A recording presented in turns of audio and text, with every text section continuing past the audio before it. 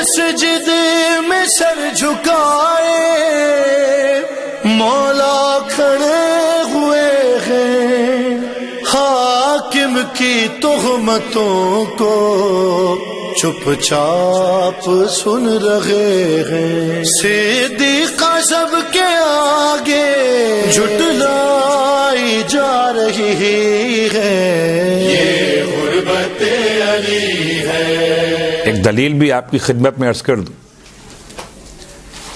بس اوقات لوگ سوال کرتے ہیں آج ایام سیدہ کے اعتبار سے، جی آپ اتنے مصائب پڑھتے ہیں کہ وہ گھر میں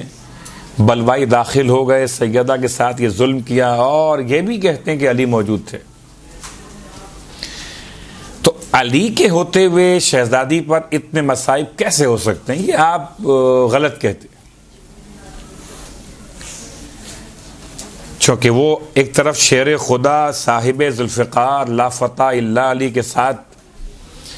آپ نے جو فضائل بیان کیے ہیں، اس کی روشنی میں تو بات سمجھ میں نہیں آتی۔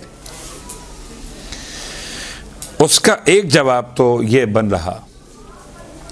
اس کو ہم کہتے ہیں دلیل نقضی، سامنے والے کی بات کو ہی